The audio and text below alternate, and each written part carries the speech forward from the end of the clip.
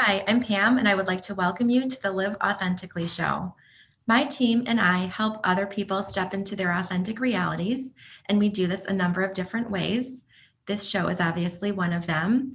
We also have a Facebook group of like minded people committed to spiritual growth and transformation and have some super exciting things coming in there. So check us out at liveauthentically.today/FB. I also launched my first book in 2020. It's called SOAR, SOAR, and it's an experiential spiritual journey through my divorce process and shows how I partnered with the universe to create my new reality. And I believe that regardless of who you are, regardless of where you are in your life, you can get to a place of soaring. So I have a super, super exciting show planned today. I have on my show with me Blair Nichols. Hey, Blair. Hey, thanks Thanks so so much for having me. Yeah, thanks so much for being here. Super excited. We've got lots and lots of good content to talk about today. I know that you help individuals and companies in a number of different ways. Many of my clients are senior level executives in leadership positions. They do public speaking, et cetera. And I know you've got much expertise around that, many areas of expertise to talk about. So before we dive into those, let's start with the same question that I ask all of my guests. And that question is, how do you live authentically every day? Wow, what a great question. This is something that I talk about a lot in the sense of authenticity being kind of what really people are looking for these days, whether it's a speaker or whether it's a relationship or, people that they even identify with on as celebrities and social media. It's like, who is really authentic, who is really real.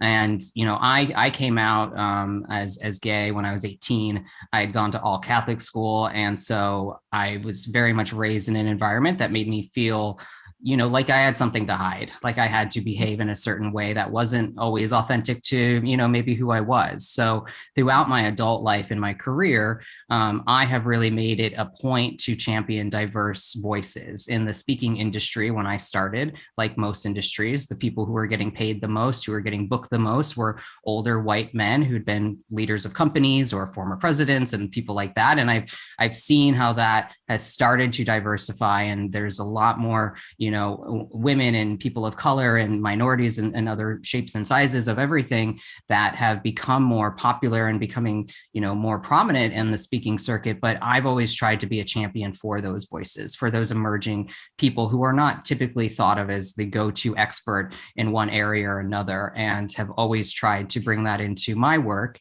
and in myself as well. So because I'm a white male and I understand that I've grown up with an immense amount of privilege, but I do have, a component of my life that has qualified me as a minority. I try to, leverage that as why I'm a champion for diverse types of people. And for me, that's how I live authentically, because it's not me just trying to be an ally. It's me, trying to create intersectionality and support and, leverage my own unique status to do that. So that's just kind of what drives me, is to help other people who might have missed out on opportunities because of discrimination or bias or, unconscious bias, in whatever way, shape, or form, and to provide opportunities and to also just be a champion for them.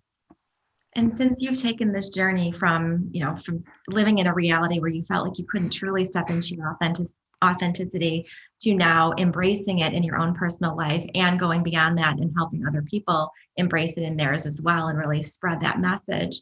How do you feel now that you've made that shift? Can you just kind of highlight and kind of compare and contrast how you used to feel before when your authenticity was stifled as compared to now?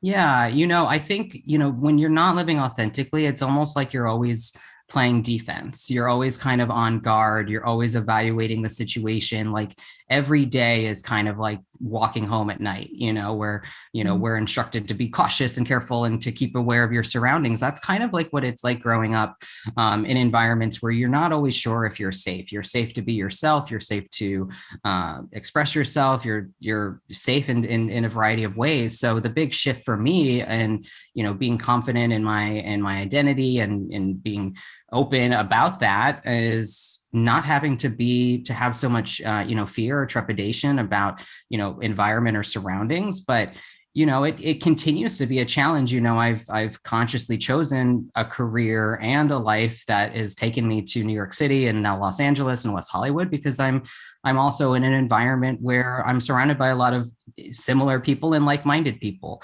and I'd love to feel as if I could live anywhere and still feel that I could live as authentically as I can here.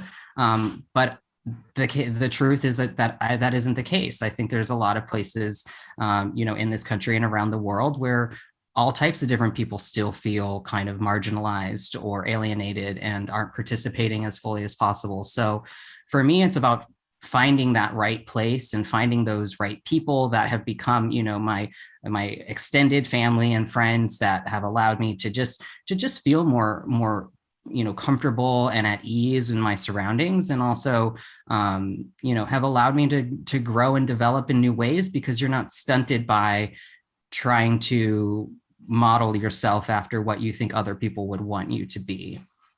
Yeah. And so what are some ways in which people feel inhibited from to stepping into their authenticity? What do you think are some underlying fears there?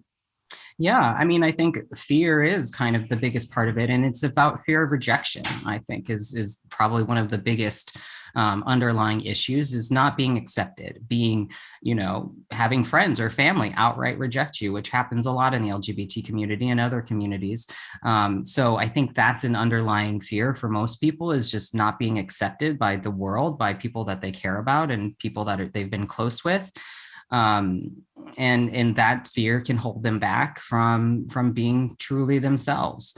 So I think for a lot of people, it's not wanting to be alienated from an environment, a situation, a community that they love and feel a part of, and they also don't want to feel the guilt and shame that can accompany other people's opinions or other people's reaction to someone expressing their identity, because it can make it feel very wrong to be yourself.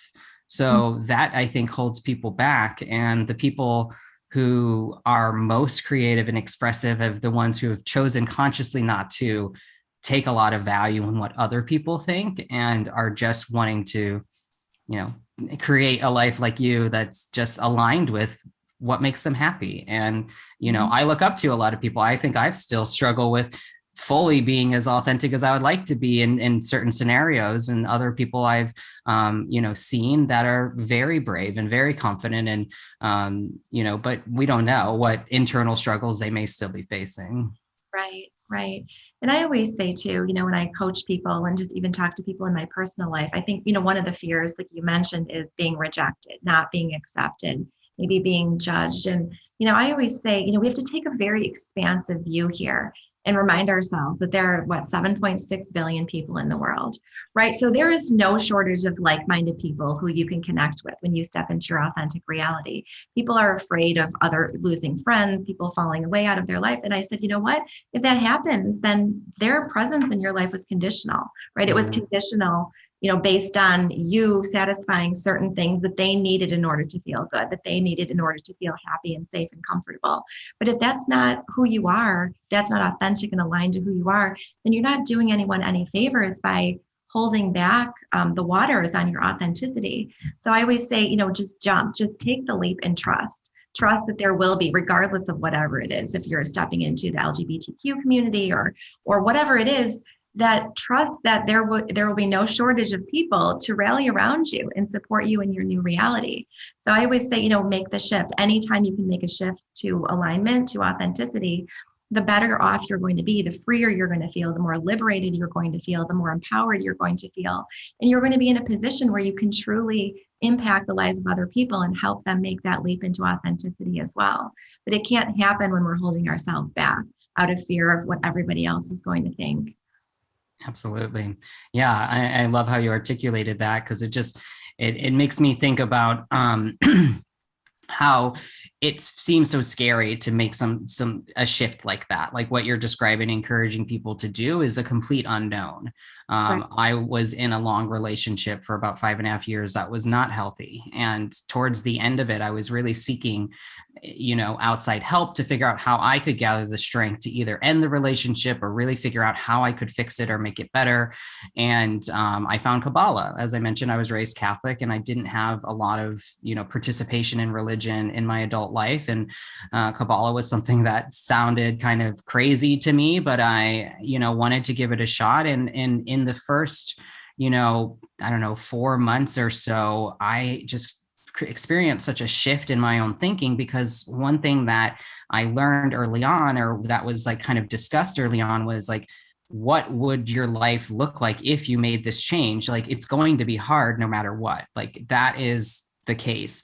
But what is the better reward? Like, actually, being able to step into that life and have that experience of really living the life you want, or forever being afraid of the potential pain and hurt and, suffering that may come along with that transition, but ultimately will make everything better. And I was kind of the kick in the butt that I needed to say, yeah, okay, I've been holding on to something that's not working, and as painful as it feels to let go, that's the only thing that's going to allow me to continue to grow and live my life in the way that I want to. So I think that's awesome that's how you're kind of guiding people, because I think that's exactly what I was experiencing, and then needed to just acknowledge, like, okay, it's not going to be easy to make new friends, to do whatever it may be that, is a result of any change that, people are making. But knowing that there wasn't going to be a better option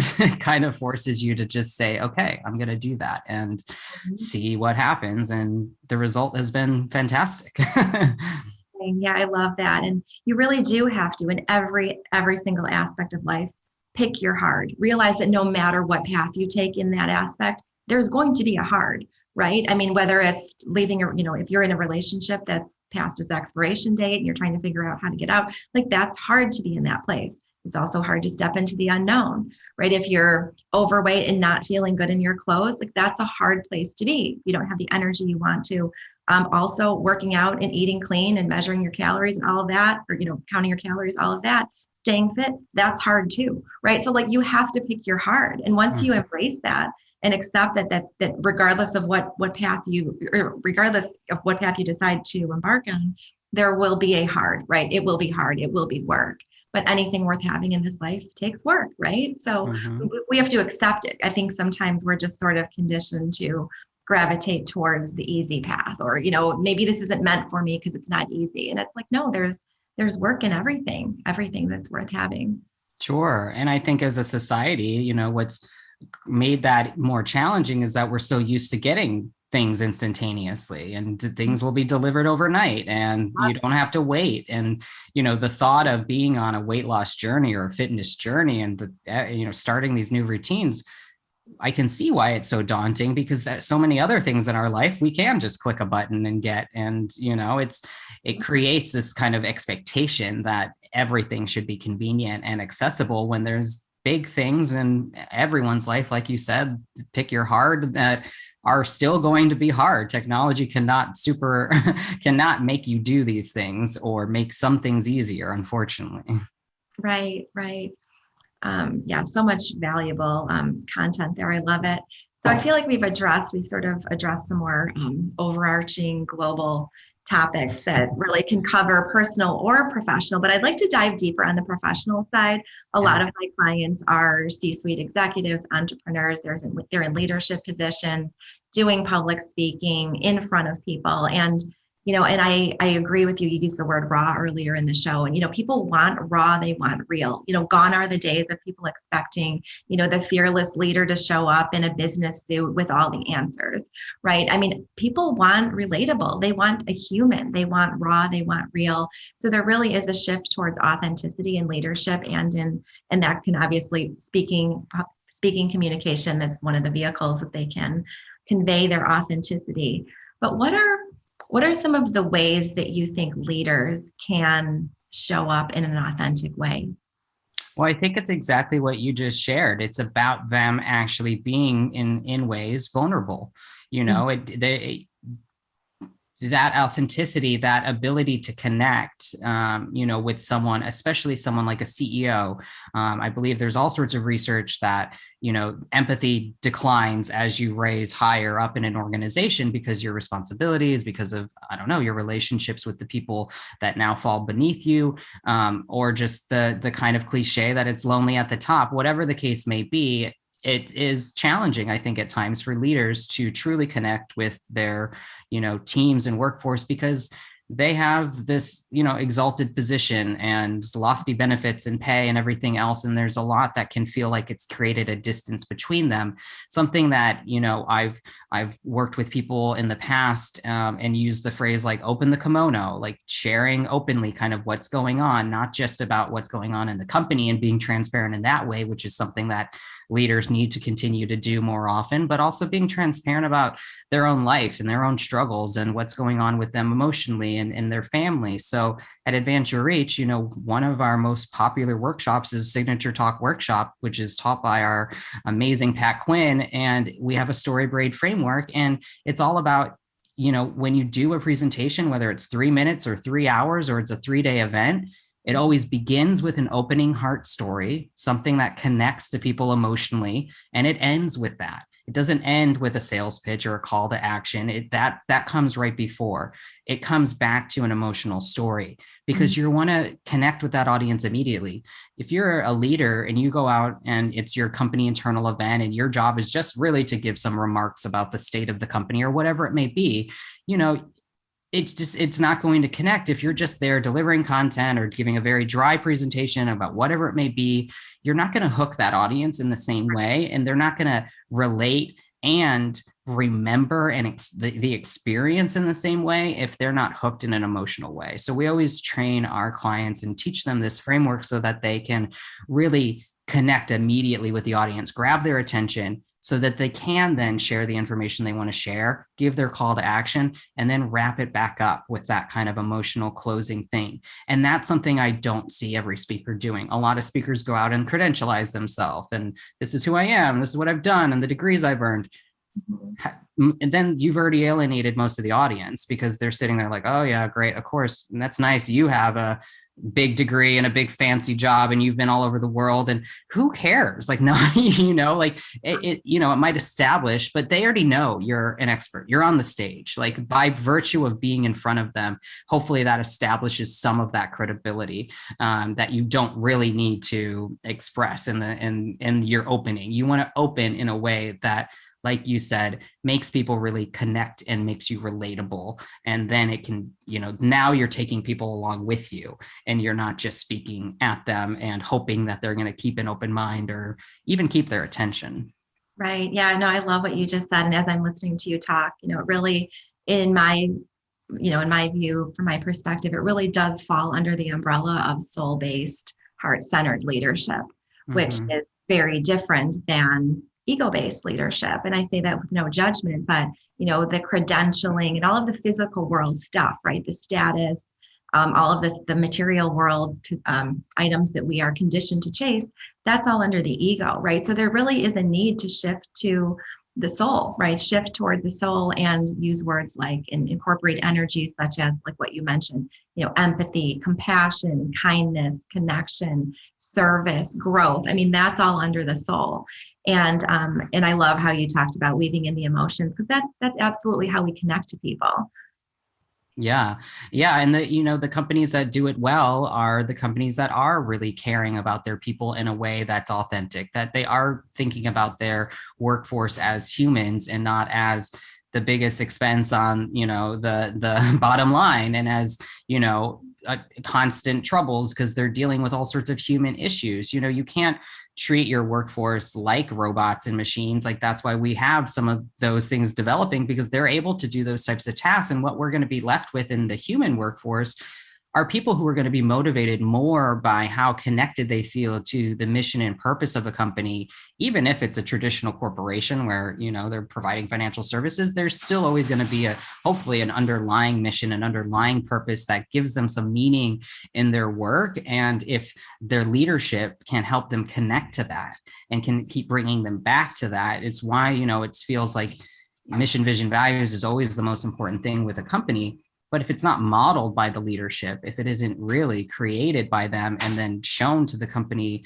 authentically, then it never works. You know, it's Right. not, it's one thing to say these are your values and this is what we care about and that we care about you. And it's another thing to actually do it and Mhm. model it and exhibit that, you know. And I think that's where a lot of companies have struggled, or a lot of individual leaders have struggled, if they haven't been able to do that in an authentic way.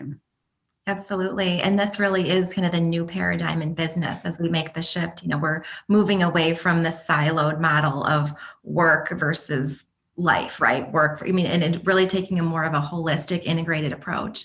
And Especially now when we're working in our yeah, homes.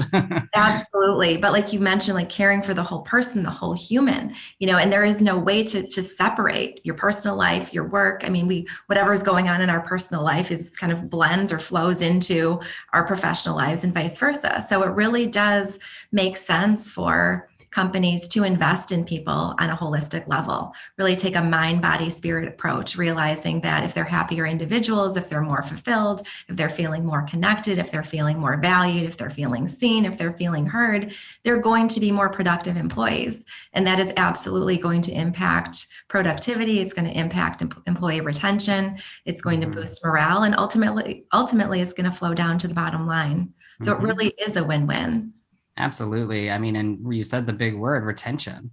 Like Mhm. that's, and now, especially with so many companies that have opened up for remote work, you're not limited by where you live. You're not limited by so many things that would have otherwise never qualified you to potentially work at a company that is on the other side of the country or the other side of the world. But so much has changed in that sense that employers really need to think about retention and how they're going to keep their, you know, employees happy and engaged, like you said. And I just think that can't be underestimated how big of an impact that has on the bottom line. And I think most leaders understand that. They just also aren't always willing to make the same investments in retention that they would make in other areas of the business, which always kind of surprises me because they do understand the value and the cost of human capital, but they also don't always see, I guess, the direct ROI between adding benefits and other things that are going to really make a big impact. Mhm. So, what do you think? What are some ways you think companies can enhance connections and make employees feel more connected, particularly now as people are making the shift towards working remotely? Yeah, well, I mean, I think communication is one of the biggest things that you know can make a positive impact in this. So not Mhm. just from the leadership and communicating in the way we described and making sure that they're communicating in a way that's creates emotional connection and is authentic, so that people, you know, feel connected to the leadership even if they're just getting together on a Zoom meeting. But I'd also, you know, think about making sure everyone has some sort of team. I know there's a lot of people who are kind of individual contributors, or they might be part of a department, but they don't really have, you know, any sort of accountability to each other. So, you know, in our department, we have like little pods. And so it kind of like there's just levels of accountability and levels of support. And I think it's important for people to have peer support, direct manager support, and above that leadership support, but also support from beneath, you know, like in some respects. So figuring out how you design an organization where people have the kind of support and camaraderie that they need. You know, if you're familiar with the Q12 from Gallup, like the engagement questions that they asked and a way to measure employee engagement, one of the questions that's always asked is, do you have a best friend at work? Because they found that that's one of the biggest indicators of employee engagement. And I think we underestimate how difficult it is for people. I just, you know, I met my friend last night I haven't seen for a year for drinks. He started his job at a consulting firm right when COVID hit, and he's never really spent that much time with his colleagues. So he hasn't really built a connection. They doesn't think of them as friends in some respect. And I think, you know, you don't need to be best friends with everyone, but you're spending so much time doing this thing called work and connecting with other humans. I think we need to think about organizations as places to actually create those types of relationships and to celebrate them, and, not to look at them as like threatening that certain people have better relationships with other people than others, and kind of celebrate the fact that they have that support system, and that's going to keep them engaged in the company probably a lot longer than just having a good relationship with their manager. So I think there's a lot of different things that is lacking in a remote environment where people don't get the human interaction that they're looking for, and virtual, meetings and events are not always going to be, the best solution. But when we don't have any other, opportunities right now, you have to make the most with the medium that you have and create, meetings or experiences that go beyond just getting talked at. We have our monthly town hall with our entire company, and we always do kind of a question, like a brainstorm question, and we break into groups of 3 or 4 people and they're always intentionally mixed between all the different departments. So we get an opportunity to like get to know other people in the company that we might not be, communicating with on a daily basis or seeing in our team meetings or department meetings. And we also get a chance to contribute to some big ideas and things that are happening in the company. And each month it's a great opportunity. We celebrate one employee that exhibits one of our core values, and we also highlight one of our customers. So there's a lot of different things I think companies can do. You just have to be intentional about all the things we're talking about with caring about people holistically, but also looking more even to what are the relationships we're creating, and what are the different levels of support that people have, and how can we provide more of that? Yeah, I love that. I love that you use the word intentional, because I think this is a really pivotal time in humanity, and particularly in business, as we decide how to best move forward. This is a huge opportunity to do a hard reset, or just really overhaul and make intentional choices about the ways we've been doing things. And that includes how we've been running the business, how, the connections, and even the language we use. I think the language, the words are so important. And I'm doing some work right now around kind of the new paradigm, the business language in the new paradigm, because I think this is, again, an opportunity to look at the language we've been using and part with some words that just don't embody the energy that we want to take when we move forward, excuse me, into the new paradigm. So that said, have you done any work around this, or have you discovered, some words that just don't seem to serve us best as we move forward? Yeah, I mean, I'm sure there's all sorts of business cliches and things that people are tired of hearing and using, but it just made me think about at the beginning of this year, end of last year, we revised our core values, and we actually removed the word grit from our core values, because what we learned is that when we celebrated the quality of grit, it always came back to the person who was working, 80 hours a week and pulling all-nighters and did everything it took to get things done. And the biggest, complaint our employees had was, we don't have enough work-life balance. So on one hand, we're celebrating a quality that really almost encouraged a lack of balance. And we wanted to send a message that's saying, you know what, this isn't something that we want to prize. Like, we value hard work and we value people doing what it takes to get things done, but we also value balance. And we want to make sure that that's in the scope of what your job entails, and it isn't, diminishing other parts of your life. So I think, you can look at kind of the language of even like your mission statement and your values and the things like that, and make sure that the words really do communicate what you want to express, because sometimes those words do change. I mean, grit has been like a hot topic with, I think, Duckworth's book, and, people have talked about this in all different manner of how it's good and now maybe it's detrimental, but I don't think the quality of grit is a bad thing in anyone's life or profession, but we just saw in our organization, it wasn't something that we wanted to continue to point to as something that we had an expectation around. And instead, we chose other words that we felt were more intentional in what we wanted to express and what we wanted our employees to experience. Yeah, I love this. I love that you've made that intentional choice and have incorporated that into your culture. I just wrote an article recently about, step aside hustle, alignment is where it's at. And it's really what you're talking about. It's about being aligned, right? It's about, investing in your mind, body, and spirit, and really taking a holistic approach. Gone are the days of working 80, 90 hours a week and that being like the reward or the what's rewarded, because that has an expiration date. That model has an expiration date. And I think it's important that we make intentional choices. Sales is a word, with all due respect to people who are in sales, it's part of business. I get it. But for me, for my business, sales is a word that I don't use because, again, I try to do everything through looking through the lens of the soul, right? So for me, the way I look at it is, sales is about me and my business and my goals.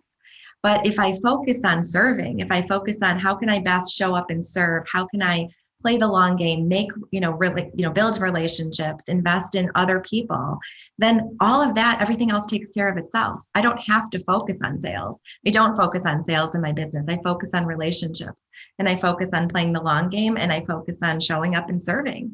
And I think we all can do that, but it really does take a paradigm shift because that's not how we're conditioned, right? That's not how we're used to operating. But I think we can do that in every aspect of our business. And I would encourage people, to take a no limitations approach to it. When you put everything on the table, don't dismiss anything, don't apply judgment, right? Just put it all out there and say, what doesn't feel, and tap into the energy, right? What doesn't feel like it's aligned with who we are as a company, just like the way, you described your company did that. So I love that.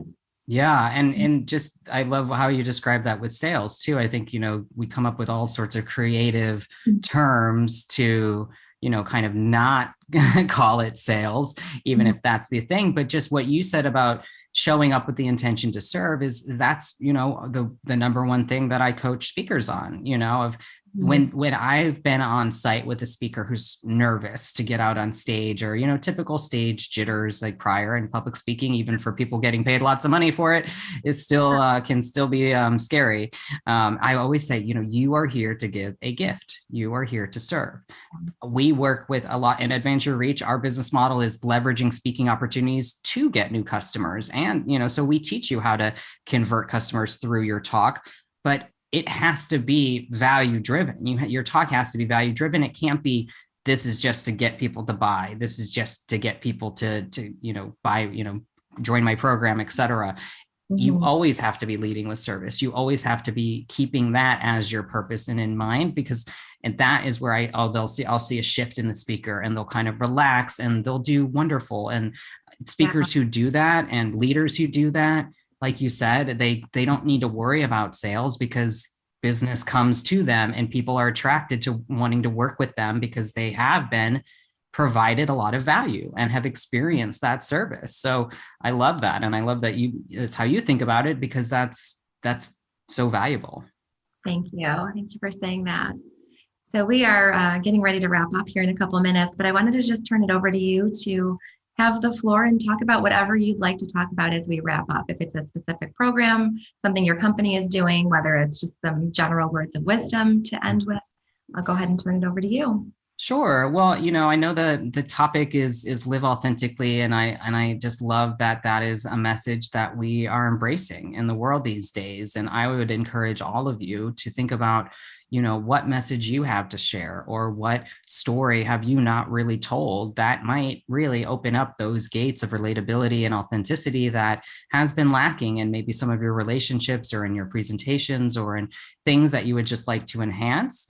I don't have a specific program and necessarily that I want to pitch, but we do have our big event, Platform Live, in November. You can go to joinplatformlive.com to check it out. We're all about how do you build the platform necessary in order to get your message out to the world. And, that can create a lot of different outcomes, like getting new clients and customers. And that's wonderful. We work with a lot of business owners and entrepreneurs who need help in shaping their message in order to do that more effectively. And we do think stages and speaking opportunities are the fastest way to grow your business. But even if you're not looking to start or grow a business, if you're in the corporate world, your communication is so important. Your message is so important. And you might have stories and experiences that will really change and impact people in your organization, especially if you are a woman, a person of color, or someone in the LGBT community. I really encourage you to share your story authentically with your organization, especially if you're in a position of leadership, because it will change